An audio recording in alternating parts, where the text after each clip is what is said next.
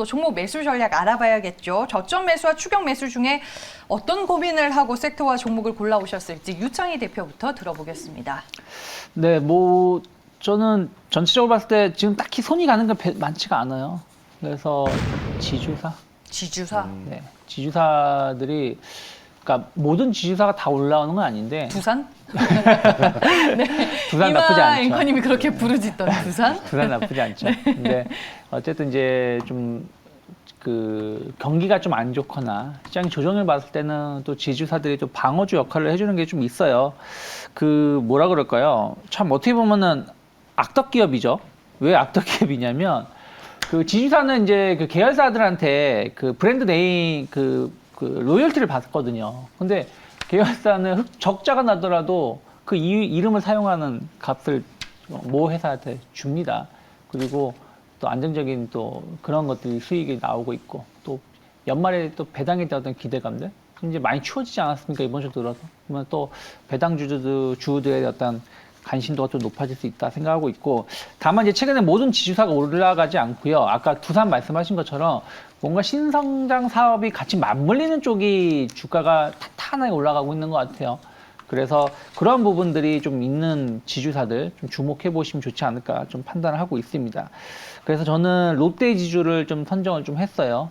뭐 좀 지배구조 개편이 좀 잘 마무리되었고 또 최근에 보면은 뭐 관련된 뉴스는 좀 적게 나오고 있지만 2차 배터리라든지 뭐 이런 부분들 관련해서 계속 뭔가 준비를 꾀하고 있는 게 있기 때문에 주가도 보시면 계속해서 안정적인 상승세를 보여주고 있습니다. 올해 1월부터, 그러니까 1월에 한번 딱 조정 나오고 나서 거의 뭐 조정 없이 계속 올라오고 있거든요. 최근 시장이 안 좋았을 때도 거의 조정이 없었어요. 그래서 저는 뭐 현재가 충분히 매수 가능하다 생각하고 있고 좀 연말까지 좀 끌고 가신 전략 뭐 필요하지 않을까 판단하고 있습니다. 네, 저점 매수 전략에서 지주사를 꼽아주셨고요. 그 안에서 롯데지주가 현재가 이하에서 매수가 가능하다라는 투자 의견이었습니다. 다음은 정경민 차장님의 저점 매수, 추격 매수 종목 확인해 볼게요. 네. 이 상황에서 생뚱맞게 무슨 추격 매수냐 하실 수 있는데 어쨌든 뭐 지금은 큰 방법은 없는 것 같아요. 뭐 환율이 어쨌든 뭐 지금 기준금리가 어쨌든 시장금리가 어쨌든 뭐 지금 시장은 어쨌든 불확실성을 한번 벗겨내고 어느 정도가 될지는 모르겠습니다만 반등 시도를 하는 것 같아요. 어제도 좀 그래 뭐 양봉으로 끝났잖아요. 아래 꼬리를 다는 그런 양봉으로 끝났는데 오늘은 뭐 지금 동시호가는 그렇게 좋은 상황은 아닙니다만 그래도 뭐 미국보다는 선방했다 뭐 이런 좀 평가가 좀 나오고 있기 때문에 뭐 그래도 이제 이론적인 불리함이 기본적으로 깔려 있는 부분이다 보니까 이 하락폭을 단번에 만회하기는 좀 어려울 것 같아요. 그래서 뭐 지금 상황에서 이제 전략은 역시 이제 이슈몰이를 하고 있는 종목을 미리 선점을 해서 일정상의 이제 모멘텀을 기다리던가 아니면 어제 시장의 특징은 태조 이방원의 부활이었잖아요. 그래서 8월 주도주였던 그런 이제 종목들의 이제 눌림목을 이용해 보자. 어제 뭐 저의 전략하고 좀 일맥상통한 이제 이런 부분이고요.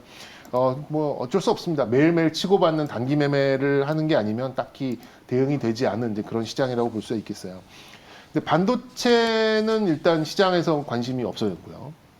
환율 이렇게 올라가고 있는 상황에서 금융주에 대한 시각을 가져가기는 어렵고, 그다음에 뭐 천연가스 또 원유 뭐 이렇게 막 움직이고 있는데 석유화학에 대해서 시각을 높이기는 또 어려울 것 같고, 인터넷 플랫폼 최저가 나오고 있죠. 게임 뭐 또 성장성에 또 한계가 나올 수밖에 없는 또 이제 할인율의 상승 이런 것들을 감안하면 반도체, 금융, 석유화학, 인터넷 플랫폼, 게임들을 제외를 하고 보면 사실 지수를 움직일 수 있는 종목들은 없어요. 네, 그렇다 보니까 지수에 대해서는 기대치가 사실상 거의 없어진 그런 상황이다 보니 뭐라도 한다면 말씀드린 대로 그냥 일정적인 이제 그런 모멘텀 매매 아니면 눌림목을 이용한 그냥 매매 이거밖에 없는 그런 유의한 방법이 아닐까 싶습니다. 그래서 이제 찾다 보니까 이번 달 말에 이제 테슬라의 AI 데이 파트 2가 있죠. 30일이죠. 네, 그렇죠. 네. 그래서 지난 상반기에는 이제 자율주행 쪽, 그러니까 자신들의 오토파일럿에 대해서 이제 그런 홍보를 굉장히 좀 많이 했었는데 이번에는 로봇과 AI에 대한 약간 데모데이가 될 가능성이 좀 높아 보입니다. 그래서 이제 일론 머스크가 우리도 이족 로봇 있어 뭐 이렇게 얘기를 했잖아요.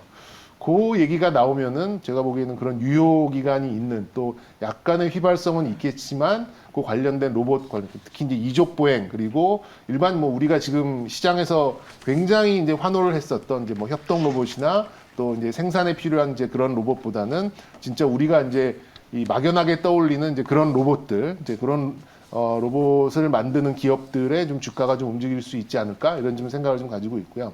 테슬라의 그런 AI 데이 외에 또 볼 수 있는 게 최근 이제 OLED에 대한 투자 심리가 의외로 좀 괜찮게 좀 나오고 있었거든요.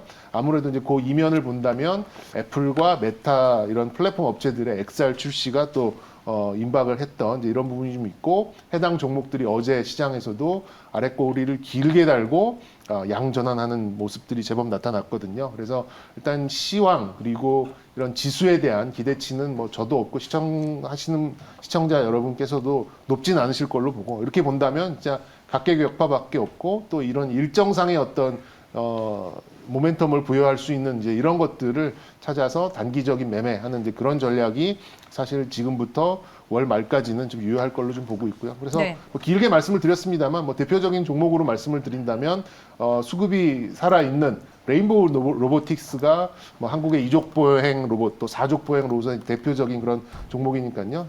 레인보우 로보틱스 붙여드리고 싶고 또 하나 이제 XR 쪽에 또 말씀을 드리자면 최근에 좀 부침은 좀 있었습니다만 그래도 시장에서는 이 메타의 XR 관련된 대표적인 종목으로 인식을 하고 있는 뉴프렉스 두 종목을 좀 붙여드리도록 하겠습니다. 네, 테슬라 AI 데이가 임박한 가운데 로봇으로 풀어주셨고요. 레인보우 로보틱스 오늘 종목으로 골라주셨습니다. 뭐 산업용 로봇은 저는 이제 그냥 뭐 기사로 접하다 보니까 이제 공부를 하다 보니까 좀 와닿는데 이제 주부가 되다 보니까 가정용 로봇, 네. 그 로봇 청소기에 그렇게 관심이 많이 갈 수가 없더라고요. 우리 시장에서 환호하고 있는 이 로봇 관련된 종목들의 8할 이상은 아직까지도 로봇 청소기예요.